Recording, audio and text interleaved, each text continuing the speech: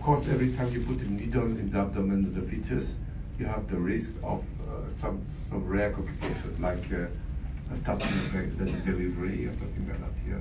So many times you have to balance the maternal risk against the benefit of doing something like saving an ovary. But most of the time, we consider putting a needle in the cyst in fetal medicine a routine procedure. We do it all the time, and the risk is not even like doing an amniocentesis. The risk is extremely low. Among the procedures we've done at my hospital, then we would say the risk of having a complication due to puncturing a cystic mass in the fetus is less than 1 in 1,000. So we cannot, it's an estimate based on how many procedures we've done overall on all kind of things, you see.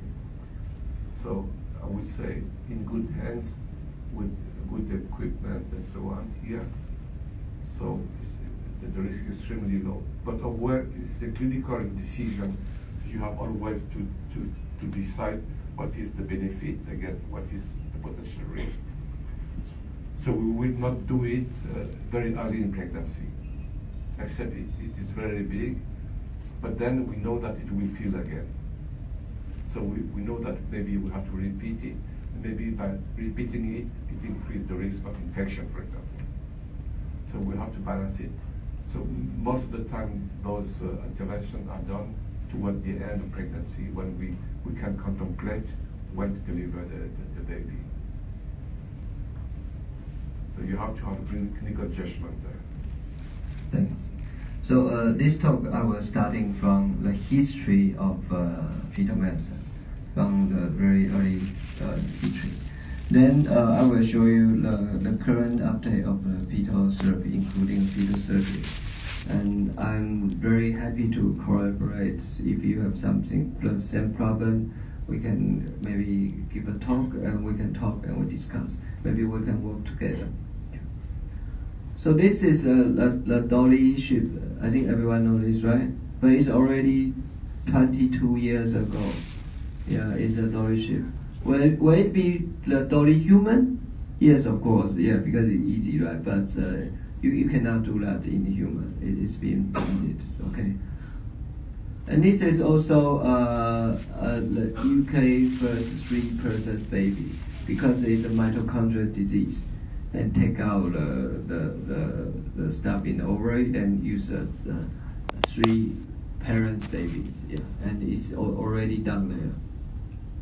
So I'm going to start from the Ian Donald, which is the pioneer of ultrasound in ONG. I think a lot of people know him, right? Yeah, he passed away and he got Ian Donald school, yeah, in Bangkok, right? Yeah, in Bangkok. And this photo is quite famous because he was scanning his granddaughter, right? I remember his granddaughter, grandson. Yeah, this is his daughter, yeah. And you can see the ultrasound machine is so big before, right? And in the white, black and white. And this is a probe, right? It's like the big cell phone before, like. And this is Charles Rodek. This is 2006, 13 years ago. I met him in Japan, and he is a past professor of UCL. He's my mentor. Actually, he's my mentor. But he retired, so he let me study with his student and David. So you can see that Charles Rodek and Stu Campbell, they invented the fetal scope. It's like 40 years ago, right? It's from the 1978. It's very, very old history. So you can see that this is fingers and this is fetoscopic. So under fetoscope, the Rodek also invented fetal skin biopsy under direct vision. It's under direct. But you know, For that long time ago, they don't even need IRB, I believe. They just started to see, then they take out the skin. But the fetus should be terminated. It's not like live fetus. So this is the things before. You can see this is some grafts, and take out the direction. And also the liver biopsy as well. As you can see that it's 40 years ago, and he can use this ultrasound guided, then use the direct puncture biopsy for the liver to make diagnosis of a liver tumor.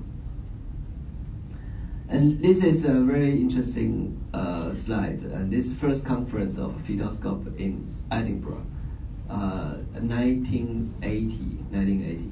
And Chaswell gave this slide to me because he only has the old-fashioned slide, and we have to scan all the picture for him. And this one is this is him, yeah. And some quite famous doctors are here, right? Okay. Quite famous doctors. And you can see on the left side of Charles Rodek, who is completely on the left side, you see Yves Dumais, something wrong, he is not Dumais, Yves Dumais, and how important it is, because after Yves Dumais, Yves took to become the chief of the department at Necker. So there is a direct history. And there's a direct history because why I became also a gynecologist in fetal medicine is because of Charles Rodek. I was in genetics, and I attended meeting where they were talking about the fetus, and I thought that there was no geneticist in this group. And I knew that there were so many cases of fetal disease in this group here. So I thought maybe it would be good that the geneticists join this group. And later on I become one of the elected members of fetoscopy. And when I decided to quit the fetoscopy group, I'm still in this, but I don't go very often. I said at least other Asians should be brought to this group. So at that time there were only Japanese in this group, because Japanese is very good in fetoscopy because they're doing the fetoscope. So I brought Ning Chen from Taiwan that I knew, so he's belonged to that, and I hope one day one Vietnamese can join this group.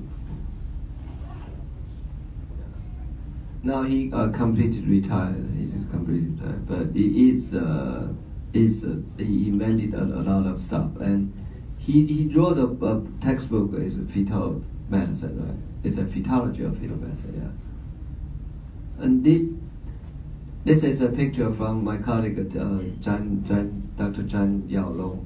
And this is the very first case of a TTTS in Taiwan. And Taiwan, we got two centers, just our units and the other hospital, which is the case is much less.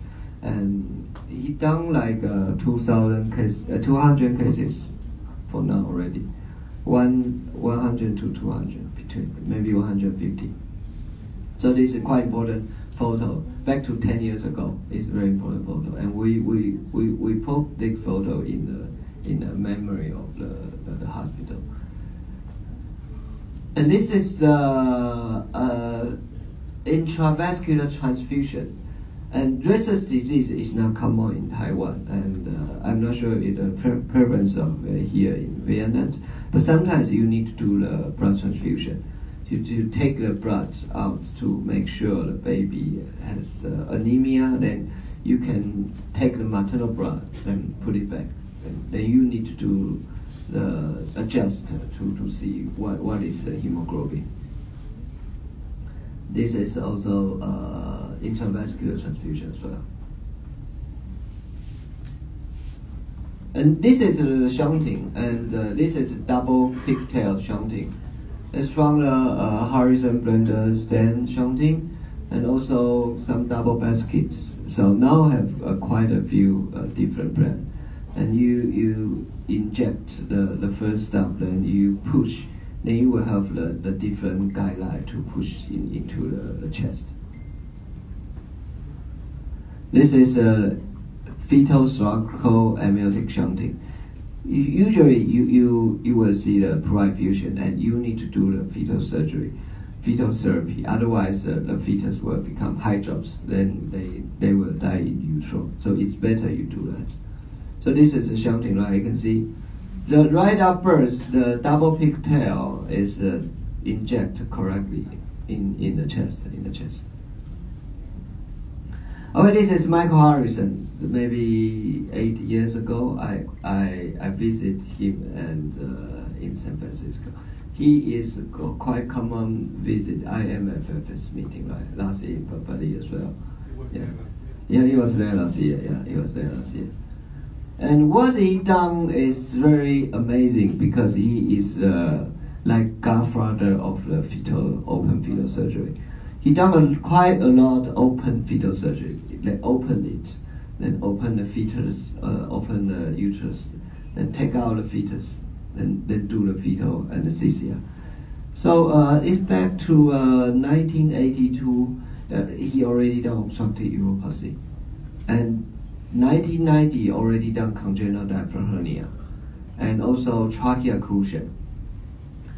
And also 1998 he done spinal bifida, which is quite important because now it's quite standard to do the open fetal surgery for the open spinal bifida.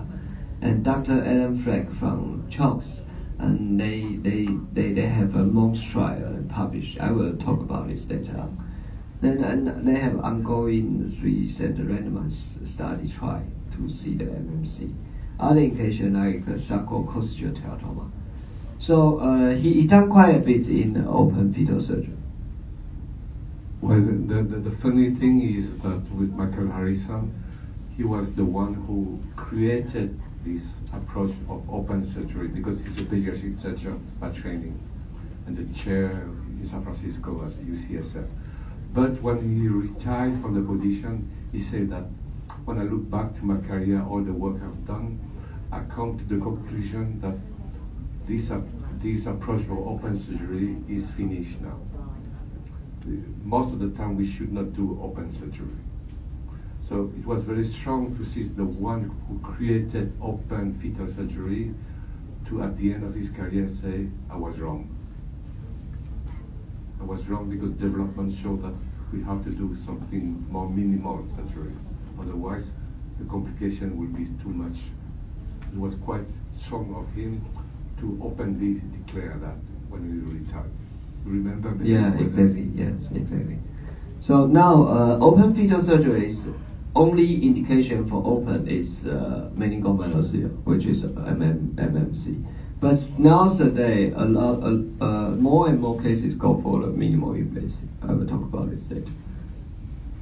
So coming to the modern fetal medicine, and I think all the fetal medicine doctor knows about Kypros Nicolaitis, right? He invented nucleotranslucency, and he hosts the fetal medicine congress every year in Europe. I think this is back to 2012 in Malta. You were there. In Malta. Malta, yeah. Malta, yeah. I don't remember, yeah. And then the very last bit is NGS for the fetal medicine because the NIPT things, and it's like a strong. So the NIPT starting from 2011, the end of 2011, and in the world, I think a lot of countries are available for the NIPT, but different brand, counting men's SMP. So he's Dennis Law, and he's the youngest professor of Chinese University of Hong Kong, and now he made a lot of profit, and I think he have a stock share for the Sequino as well. Yeah. So what is the situation for the NIPT in Vienna? It's over. The percentage? It is offered. It is over. So it is growing. It's growing, right? It's growing very fast in Taiwan. Yeah, it's like 5% few years ago, but now it's like 20% for the low risk, 20% coverage. I think we will go to the 40% coverage for for the low risk. Yeah, because the price is going down. Yeah, basic model is going down. Something like very similar price to the nucleotranslucency. Then all the NIPT will replace the nucleotranslucency. Even like Kipros said this, because he invented nucleotranslucency, but last time he said maybe NT or maternal screening will disappear after the NIPT. Yeah. Okay, after the fetal medicine history, what we have been done in Chang'an, Taiwan. So we did it from the Down syndrome screening, preeclampsia screening. I'm not going to do the preeclampsia screening this time. And also we do the NIPT and array. And starting from the non-invasive therapy, we gave the patient, gave the mother the medical drugs or medicines to correct arrhythmia, fetal arrhythmia. And we also do minimal invasive therapy. It's like twin-to-twin transfusion and shunting, as I said. I show you that. And also the CHAP. CHAP is a monochromatic twin with a cardiac monster, right? And also the stem cell infusion. And the next step will be the invasive therapy. Invasive, including the open fetal surgery, like we said, the most trial in United States. And also the fetoscopic surgery is less invasive, but still invasive. Yeah, still invasive. It's a fetoscopic surgery. Maybe it's the next step. So the targeting disease will be this. It's congenital diaphragm hernia. You can do the fetoscopic to do the fetal procedure to put the balloon into the trachea. Reduce the possibility of the pulmonary hypertension. And the targeting disease is also the open spinal bifida, is a meningomyelocele. And bladder outlet obstruction is quite common. It's quite common. This afternoon I also mentioned this disease. Because you have made a diagnosis of bladder outlet obstruction, it's better you do the fetal therapy to release the tension. Otherwise, both side kidney will be non-function after birth. Then this is the very amazing stuff. It's called congenital heart disease. This one is a standard for the fetal therapy is pulmonary stenosis and aortic stenosis. Then you use like interventional radiologist. You put the needle into the fetal heart directly from the apex of the fetal heart directly. Then you inject the balloon and you inflate the balloon to make the dilatation of pulmonary stenosis and aortic stenosis. It's listening like impossible, right? But it's truly possible. But the mortality rate is 1 in 10, so it's 10%. 10%, yeah. It's a very, very high mortality. You inject it, then maybe 1 out of 10 will be expired just immediately after the procedure. And last year in IMFS with Tiong, the other guy from America, he also invented new shunting for the hydrocephalus, for the brain hydrocephalus. And that will be used for later on, but not yet available, not yet, only in animal model. Then anemia, as I say, is a fetal transfusion, and twins and IUGR as well. This is IUGR for, maybe you can use VEGF injection to the uterine artery. So this is the case we done in osteogenesis imperfecta with Singapore and Cecilia from Karolinska and Magnus. So we do have some OI patients, and we done this. Now the girl in Taiwan is 10 years old, 10 years ago. And the UK news, they started first in womb stem cell try to become. But actually they start just a few months ago because they need to get all the IRB document, etc.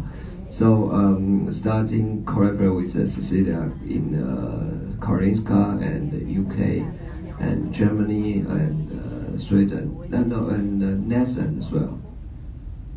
Then we also work with European country with the same step, same protocol, exactly the same. Then we are under review, and hopefully we can do this very shortly, because we also have our own GTP lab as well.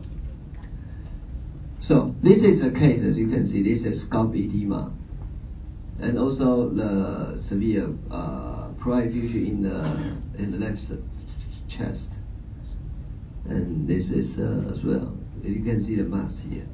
So the heart is pushing to the right, and this is the mass.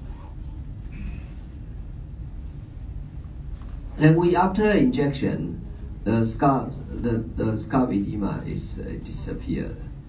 And this is after we injected this one, and this the pleural effusion is all gone. It's all gone. Yeah.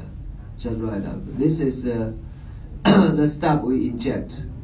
See, inject into the right chest.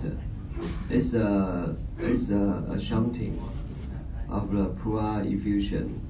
It's a thoracic amniotic shunting. This is the baby.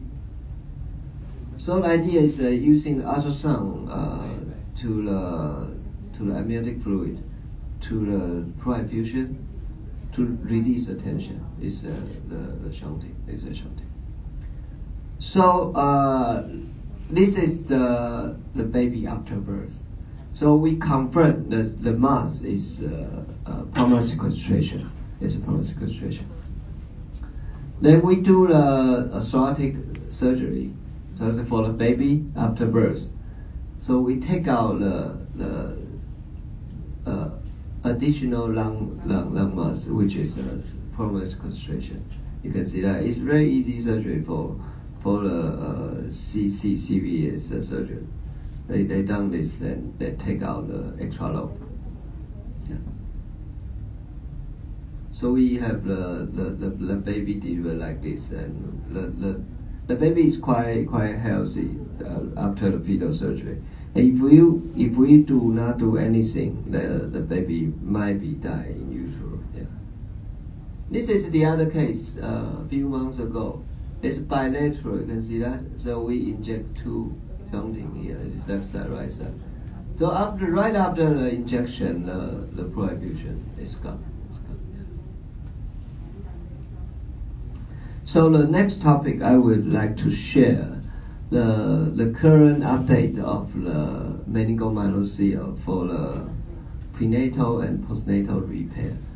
Has any problem till now, or you want to do some translation? Should be fine, right? Okay.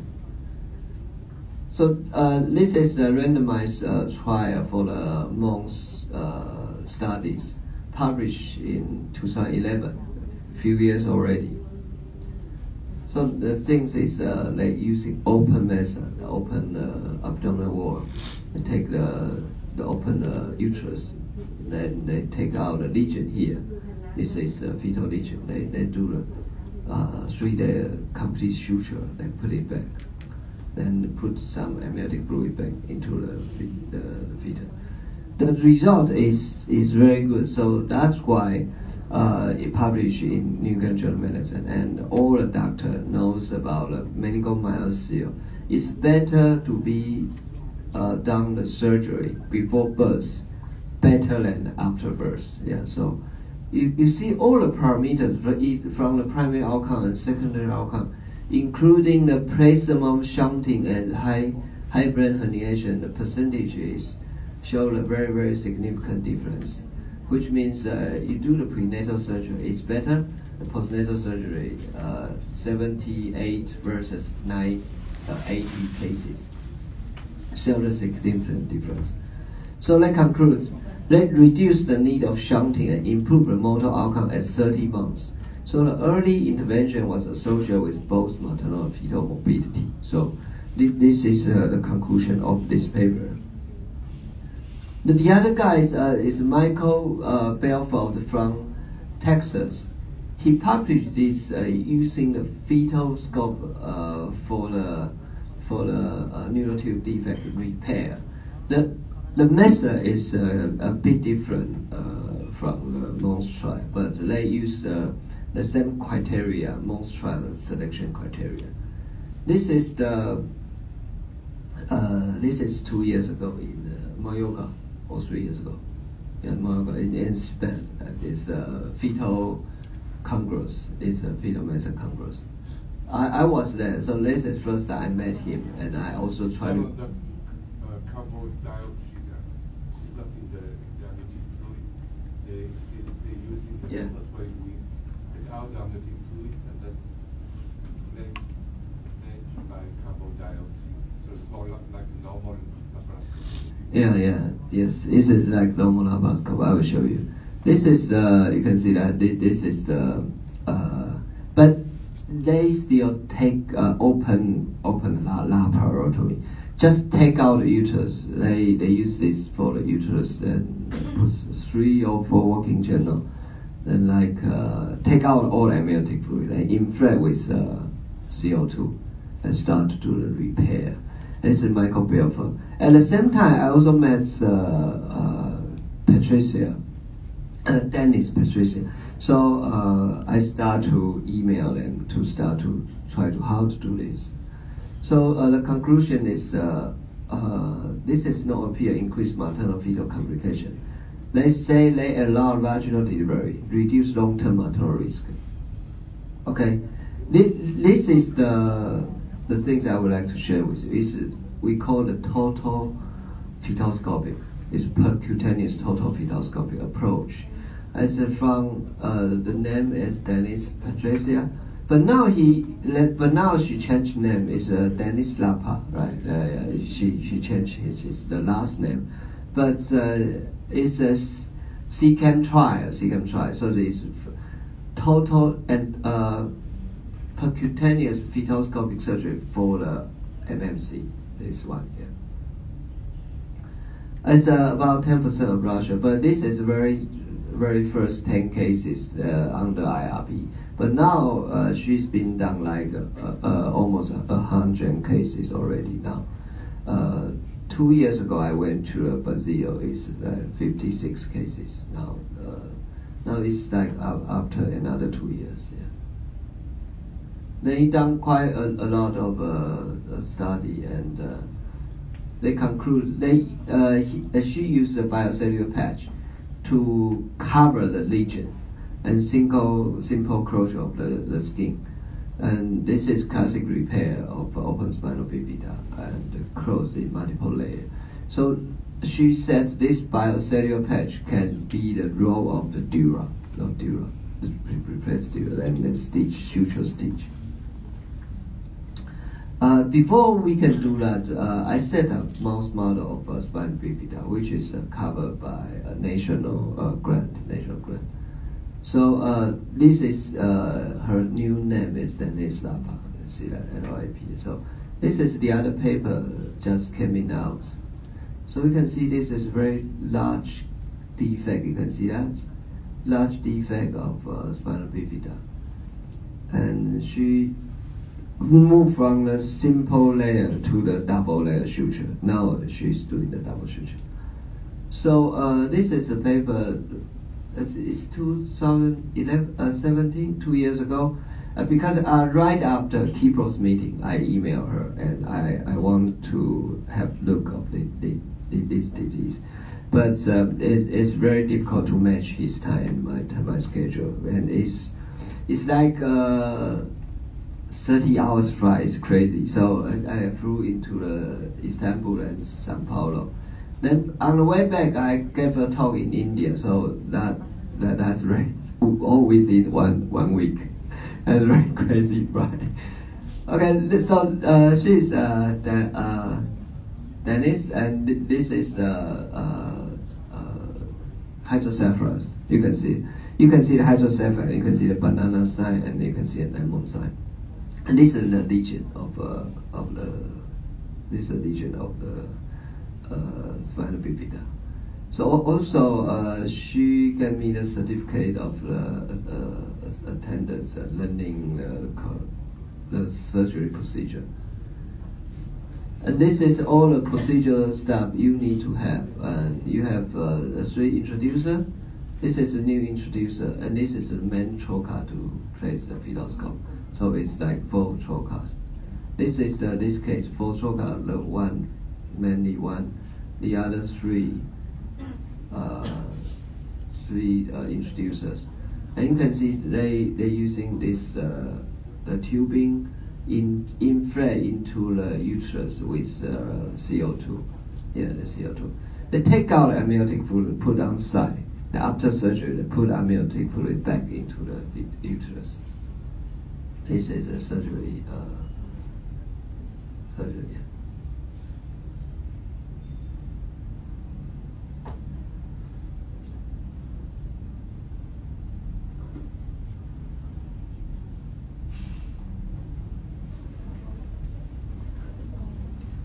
Sorry, wait a bit. The world of fetal medicine is not very big, at least from those who were from the beginning. So we all know each other and we try to help each other. So Michael Belfort, who is now the chairman at in Houston, he's in the College of Medicine in Houston there. He did his PhD at Karolinska. So it was one of the rare case where the professor of gynecology was a PhD student somewhere else, and he was PhD student at Karolinska. So he did his PhD at Karolinska. This is when I know him very well, and then we collaborate further afterward when he became chairman in Houston. So Baylor College of Medicine.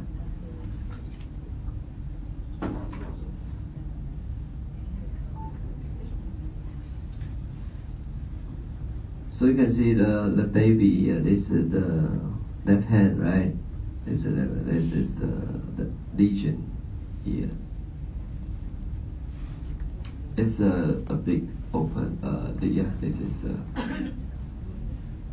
This is open spinal bifida here, and this is the fetal position is like knee on the floor, right? Then start to use the instrument to dissect. To take out all the plaque of the lesion.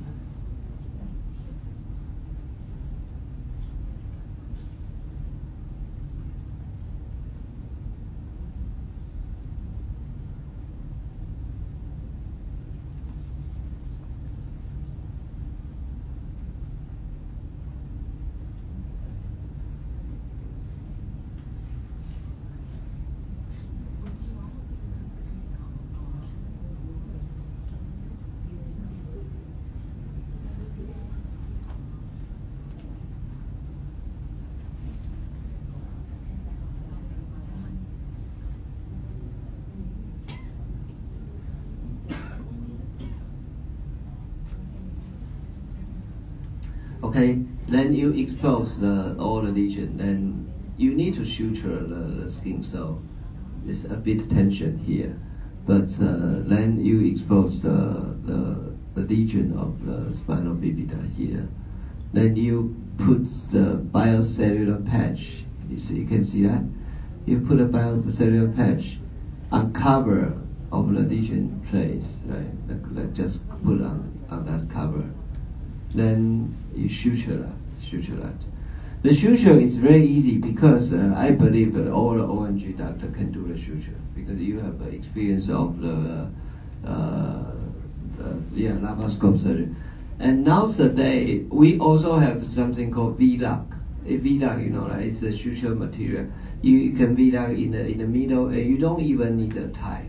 Then you finish. You don't need the extracorporeal tie or intracorporeal tie. Just suturing that, and then it will go to very nice suturing without any difficulty. Yeah.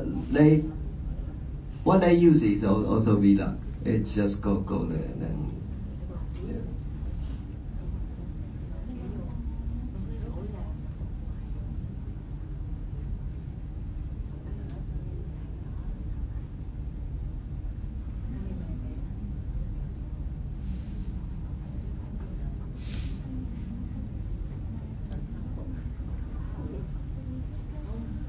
Yes. So right after, right after this is 2017 April. It's nearly 2 years ago, and this is in a lesion and put a biocell patch, and we starting to shoot. This is right after suturing, and you cut the suture line in the bilateral side.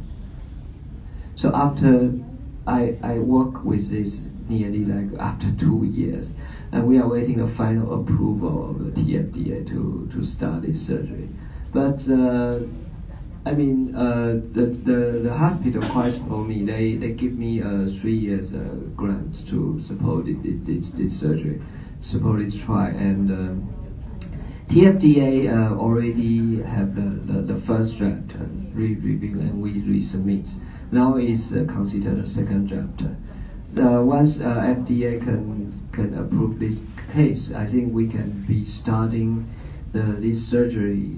Maybe the very first case is centered in Asia, and if Vienna have case, it's very welcome to have international referral. And from the first case, I don't think we will charge anything for the first 10 cases. Will be like free of charge. I will announce, and we are waiting for the final approval. So this is the map of the fetal surgery for spinal bifida. As you can see, quite a bit in Europe and in the North America and South America. But in Asia, it's quite few. In India, it's about to start. And Hong Kong, TY, they also want to do that, but I'm not sure if they go to the FDA approval. And also China, Sunuming want to do that. But I think we will be very first to have to start this work in Asia. Also the Tom in Thailand as well. Yeah. So this is the stuff we are going to use. This is not the simple trocar. This is a special trocar with a balloon inflate in the end, in the tip. It's prevent the leak from the uterus wall. So it put it between the uterine wall and the abdominal wall, like the squeeze.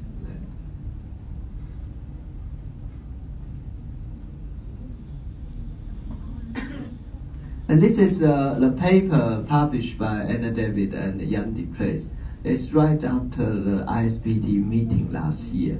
They have a study of the assess a global availability of fetal surgery for the meningomyelocele.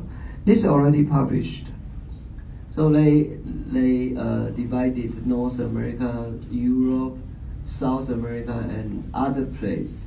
And they also have Taiwan here, and India is about to start. Australia, Iran, and Turkey. But India and Taiwan is about to start, so they put a star mark here. So this is the center. They do the open center is 23. The total fetosig center is 5. And setting up is 2, but both have 3 centers. This is around 30-40 centers in the world can do this surgery. Yeah. So also for the fetoscopic approach, they also have quite a few different methods. What we done will be very similar with Brazil, New York. It's percutaneous and it's 3-port. And this is a Michael Belfort is open the tummy, and for the uterus 2 to 3 ports. And they use a collagen patch, and this use a biocell patch. And the group from Barcelona, they don't have any patch, and the different suture style.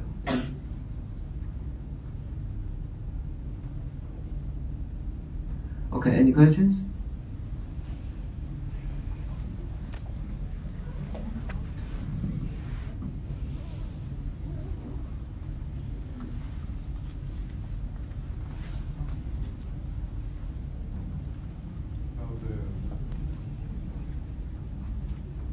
The reason why you hear this is because you might have a patient who will say, okay, when can it be done? So you should be aware that in Asia now it can be done. So now you can refer cases to Taiwan, and as you heard, that at least in the beginning, it will be covered by research grants. So it needs not to cost a huge amount of money for patients.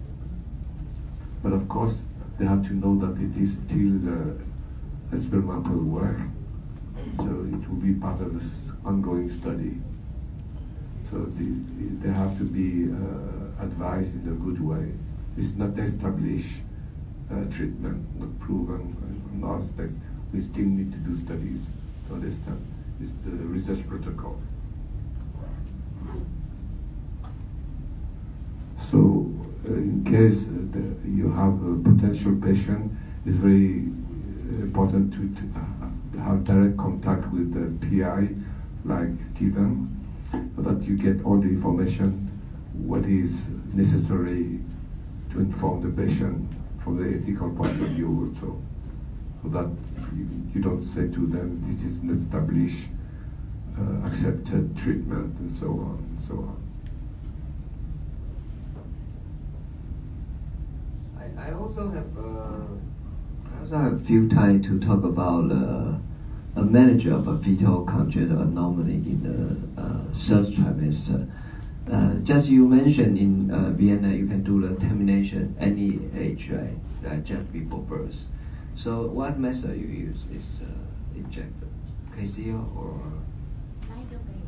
lidocaine to the heart, umbilical vein, in every week, right? Before birth, right? Okay. So I would like to share the Taiwan experience of the late trimester, the third trimester termination. It's quite controversial because by regulation you can do that only 24 weeks before. After 24 weeks, you need two doctor agreement. Then you can do that. But this is also part of fetal therapy because we do the heart direct injection and we do the KCO, which is very quick. Okay. So the late termination is for a friend. It is very controversial, especially in the other country, and some countries cannot even do early termination, like Catholic country, Ireland, Chile, Argentina as well. So this is the last choice for the doctor and the patient. It's very last choice. This is a TY, I believe Tiong knows this Taiwan famous doctor, my good friend. This is 2005, 15 years ago, and he was in the top title of the newspaper because he terminated a Down syndrome at 35 weeks, and the parents sued him. Right? But initially, the Dr. TY want to help out this Down syndrome baby. So we have a big discuss in this issue.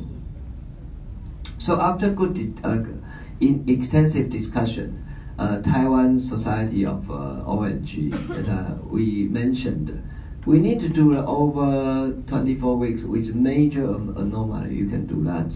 And you can do the fetal side first, the fetus side first, and then you can do the termination. Which means if you want to do the 24 weeks later termination, you need to stop the beating, then you can deliver. Otherwise, you cannot kill the baby after the birth. You cannot do that. So you also need the two doctors' agreement. So the regulation in Taiwan is a legal abortion less than 24 weeks. You can do any legal. The abortion over 24 weeks with fetal major anomaly as a medical procedure, it's like a procedure. We follow RCOG regulation actually. So if you need to do that, you need to perform fetal side to stop heart beating before induction of labor and two doctors' approval and on the ethical committee. So this is RCOG regulation, termination of pregnancy for fetal anomalies in England. As you can see, after 24 weeks in the recent years, more and more cases that they done more and more. Like they have a clinical guideline, and actually Taiwan just follow RCOG's guideline. The guideline they move as early as 22 weeks. They prior RCOG guideline. So they also said the feticide should be routinely offered from 21 plus 6 weeks. Then with fetal anomaly, you can do late termination. Yeah, late termination. This is RCOG report. It's RCOG report. So the late termination pregnancy, as I said, I will go through this really fast. So, one paper, this late termination of pregnancy by intracardiac injection with a potassium chloride injection, 5 years experience. So they got 2,200 less than 25 cases. Severe congenital anomaly, except with 75% with termination of pregnancy. With 138 with feticide, with 53 with no feticide. So they conclude they use a KCL injection was acceptable for safe, effective method for late termination. They also think about the different etiology, including brain and spine, anencephaly, and skeletal, renal, and cardiac twins as well.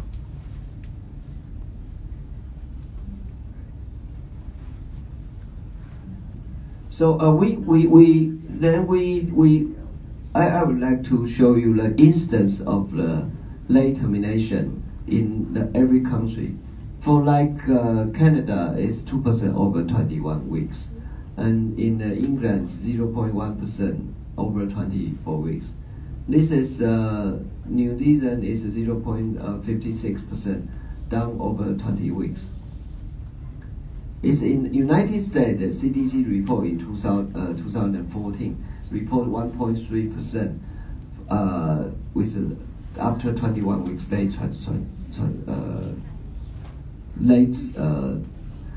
trimester termination, late termination. So overall in the world, they have a statistical report to see how things going on, and if we want to do a late termination, it's better follow the standard rule. It's like here using the injection of lidocaine. And there's a paper compared between potassium chloride and lidocaine as a lethal agent for feticide for termination pregnancy. Yeah. I can't remember this stuff.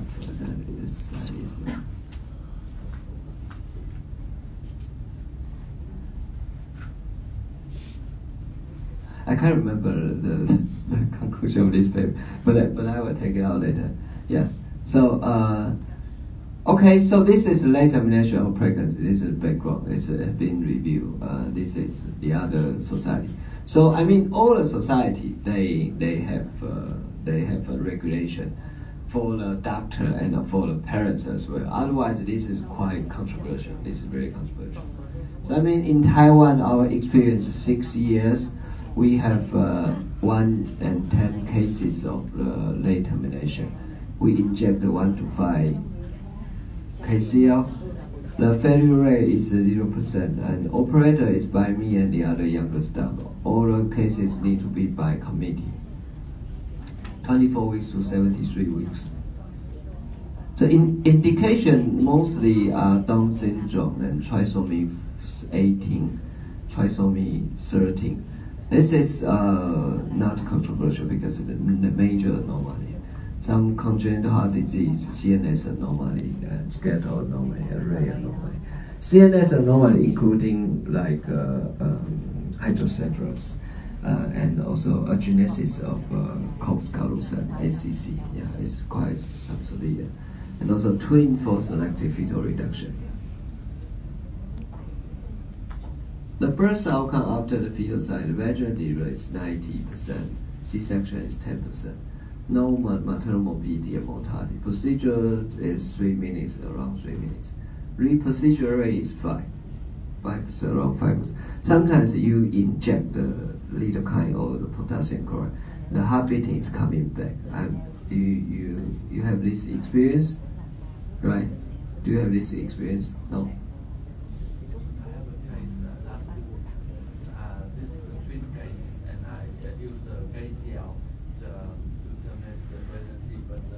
After 1 day, the heartbeat is back. Yeah, sometimes it happens. So you need to recheck after 30 minutes.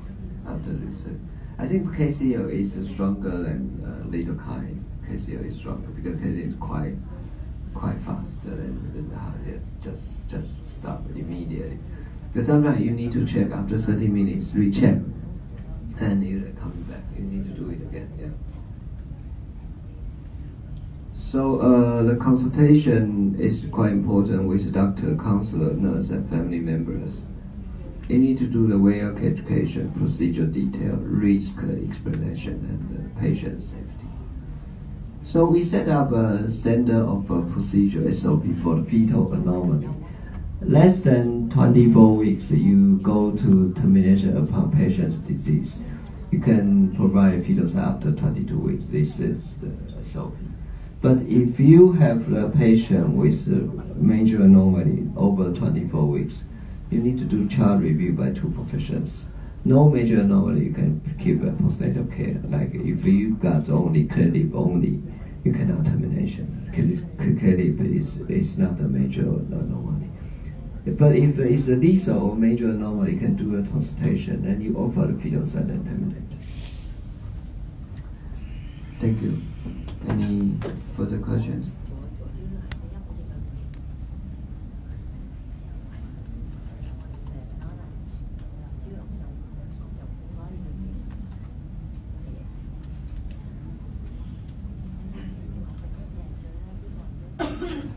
Hungry?